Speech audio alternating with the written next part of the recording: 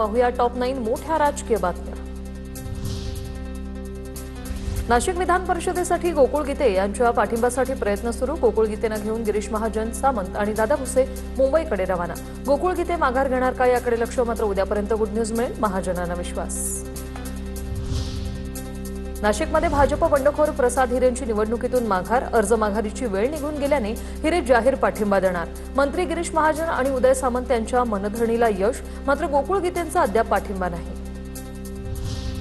अजितदादांनी जीव लावूनही नगरसेवक किशोर मासाळ कृतघ्न। अजित पवार मेले त्याचा मला फरक पडला नाही, असं मासाळांचं वक्तव्य। बारामतीचा नगरसेवक किशोर मासाळच्या विधानानं नवा वाद। यानंतर आता राष्ट्रवादीकडून मासाळांची पक्षातून हकलपट्टी। पक्षाने याची जरूर गंभीर दखल त्या ठिकाणी घेतलेली आहे। या दादांच्यामुळे राजकीय जीवनामध्ये त्यांना स्थिरता मिळाली, त्याची गांभीर्याने नोंद आम्ही त्या ठिकाणी घेतलेली आहे। त्याच्यामुळे त्यांची तत्काळ हकलपट्टी पक्षातून करण्याचा निर्णय पक्षाने घेतला। व्हायरल ऑडिओ क्लिपवरून किशोर मासाळ यांचा घुमजाव। ती क्लिप माझी नाही, कुठलीही शहानिशा न करता कारवाई, हा माझ्यावर अन्याय। राष्ट्रवादीतून हकलपट्टीनंतर किशोर मासाळ यांची प्रतिक्रिया। राज्यसभेची संधी न मिळाल्याने छगन भुजबळ नाराज। 4 ते 5 वेळा संधी हाती लागल्या नाही, अन्याय काय चाललंय असं म्हणत भुजबळांकडून जाहीर नाराजी व्यक्त। अनेक नेत्यांची मुलं खासदार मंत्री आहेत, तोच न्याय मीही मागत होतो, भुजबळांचं वक्तव्य। तर मी कबड्डीचा खेळाडू, बुद्धिबळाचा नाही, भुजबळांचा पक्षातील नेत्यांना टोला। काय नाराज होणार, मला सुद्धा हाच न्याय मिळाला पाहिजे। मैं कबड्डी का खिलाड़ी हूँ, शतरंज का खिलाड़ी नहीं हूँ, शतरंज नहीं जमता है मुझे।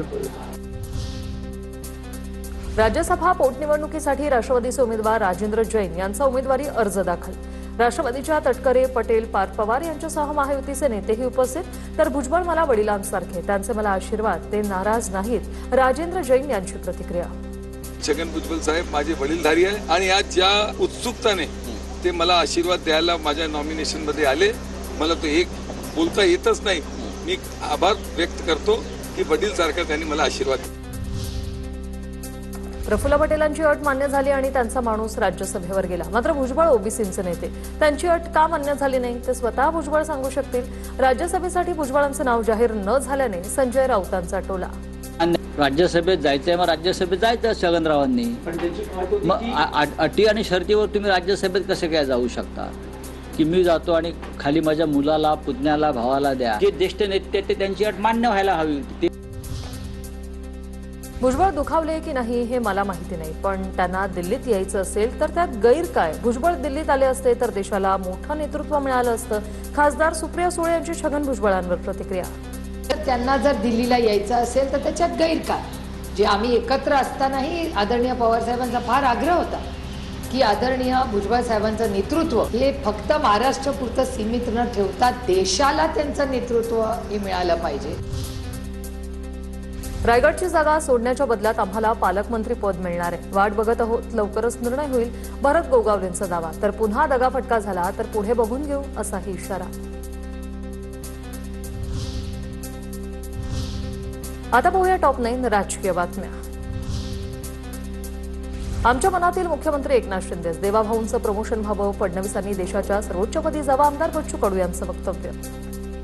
आणि सर्वोच्च पद भेटलं पाहिजे, महाराष्ट्राचा आवाज बुलंद होणं गरजेचं आहे। ते या महाराष्ट्राचा आवाज म्हणून त्यांचं प्रमोशन दिल्ली दरबारात झालं पाहिजे। बच्चू कडू यांचं वैयक्तिक मत असेल, शिवसेनेचं असं मत नाही। दगाफटक्याच्या राजकारणाची सुरुवात कुणापासून झाली हे महाराष्ट्राला माहिती, आशिष शेलारांचं कडूंना प्रत्युत्तर। दगाफटक्याच्या राजकारणाची सुरुवात कोणाकडनं झाली अख्ख्या महाराष्ट्राला माहिती आहे आणि त्यामुळे त्यांच्या व्यक्तिगत मतावर मी काही प्रतिक्रिया देणार नाही।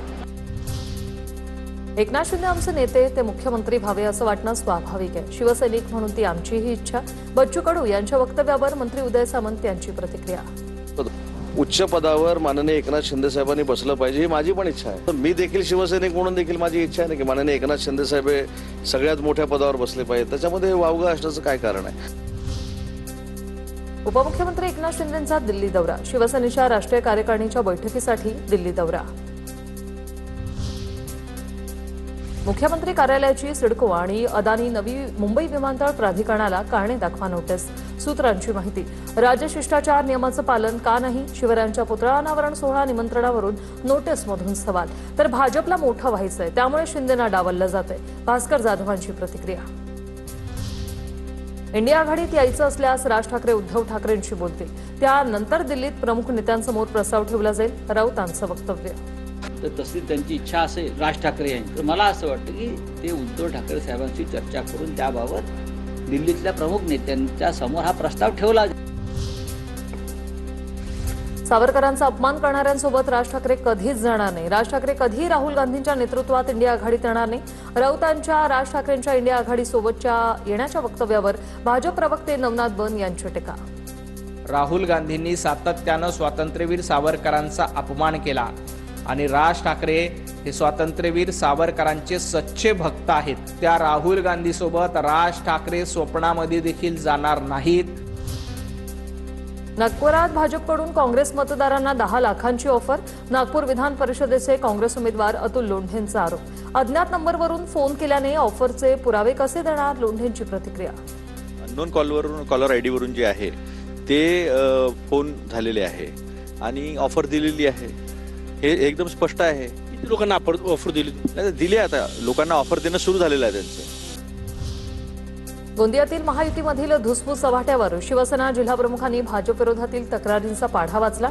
भाजपकडून त्रास दिला जात असल्याचा सोनू कुथेंचा आरोप. आता पाहूया दिवसभरातल्या टॉप 9 मोठ्या घडामोडी. उपमुख्यमंत्री सुनेत्रा पवार यांची बारामती मेडिकल कॉलेजला अचानक भेट दिल्यामुळे कर्मचाऱ्यांची तारांबळ. मेडिकल कॉलेजमध्ये असणाऱ्या अस्वच्छतेबाबत सुनेत्रा पवार संतप्त. गेल्या काही दिवसांपासून मेडिकल कॉलेजबद्दल अनेक तक्रारी. दिल्लीत इंडिया आघाडीची बैठक संपन्न. नीट, पेपरफुटी, SR यांच्यासह 5 मुद्द्यांवर बैठकीत चर्चा. शिक्षण मंत्र्यांच्या राजीनाम्याची मागणी. उद्धव ठाकरेंची ऑनलाईन तर सुप्रिया सुळेंची प्रत्यक्ष हजेरी. भाजपवाल्यांकडे नक्की किती मतं आहेत ते आधी ठरवा. शरद पवारांच्या राष्ट्रवादीचे खासदार धैर्यशील मोहिते पाटलांची प्रतिक्रिया. तर सर्व पक्षांच्या नगरसेवकांना भेटलो, ज्या अदृश्य शक्ती आहेत त्यांनाही भेटलो. जयकुमार गोरेंनी केलेल्या टीकेवर धैर्यशील मोहिते पाटलांचं उत्तर. ठाकरेंच्या शिवसेनेचे रायगड जिल्हाप्रमुख बबन पाटलांचा बाळमानेंवर निशाणा. बाळमानेंवर बोलताना बबन पाटलांची जीभ घसरली. हरला तरी लढतो तोच शिवसैनिक, बबन पाटलांचं वक्तव्य. गोरेगाव पश्चिमेकडील मृणालताई गोरे विस्तारित उड्डाणपुलाचं लोकार्पण झाल्यानंतर पूलवादात. उड्डाणपुलाचं काम निकृष्ट दर्जाचं झाल्याचा आदित्य ठाकरेंचा आरोप. पुलाच्या कामाचे व्हिडिओही व्हायरल. तृणमूल काँग्रेसच्या नेत्या ममता बॅनर्जींना मोठा धक्का. ज्येष्ठ नेते सुगेंदू शेखर राय यांचा राज्यसभा खासदारकीसह पक्षाचाही राजीनामा. ममता बॅनर्जी इंडिया आघाडीच्या बैठकीसाठी दिल्लीत असताना पक्षात आणखी एक राजीनामा. नीट UGची पुनर्परीक्षेचा पेपर लीक होण्यासाठी NTAचा महत्त्वाचा निर्णय. परीक्षा होईपर्यंत पेपर सेटर्स गुप्त ठिकाणी लॉकडाऊन. सर्व तज्ज्ञांना एका गुप्त आणि अत्यंत सुरक्षित ठिकाणी लॉकडाऊन म्हणजेच कडक आयसोलेशनमध्ये ठेवल्याची माहिती. पुणे रेवपाटी प्रकरणातील DJ पोलिसांकडून जप्त. DJची किंमत जवळपास 1 कोटींच्या घरात असल्याची माहिती. पंचनामा करून पोलिसांकडून टेम्पोतून साहित्य जप्त. पुणे रेवपाटी प्रकरणात मोठी अपडेट समोर. पार्टीत आलेल्या मुलांच्या पालकांना पोलीस बोलावून घेणार. 3 अल्पवयीन मुलं ही पार्टीत सहभागी असल्याचा पोलिसांची माहिती. आता पाहूया टॉप 9 मोठ्या बातम्या. अखिल भारतीय चित्रपट महामंडळ निवडणुकीत समर्थ पॅनलची एकहाती सत्ता. मेघराजे भोसले यांच्या समर्थ पॅनलचे सर्व 14 उमेदवार विजयी. बिनविरोध निवड झालेल्या दोघांचा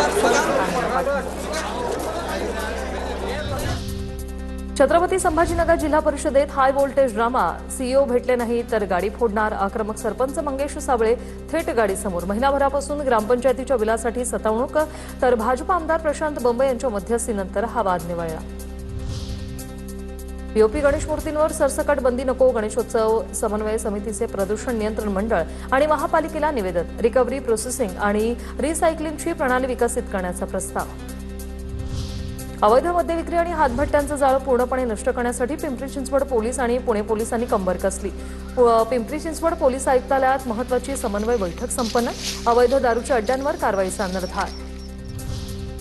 राम मंदिर ट्रस्टवर समाजवादी पक्षाचे प्रमुख अखिलेश यादव यांचे आरोप. राम मंदिराच्या देणगीतील कोट्यावधींची रक्कम गायब. अखिलेश यादव यांचा दावा. कोर्टाने याची स्वतःहून दखल घ्यावी. अखिलेश यादव यांची विनंती. तर कोणताही घोळ झाला नाही. राम मंदिर ट्रस्टचे चंपतराय यांची प्रतिक्रिया.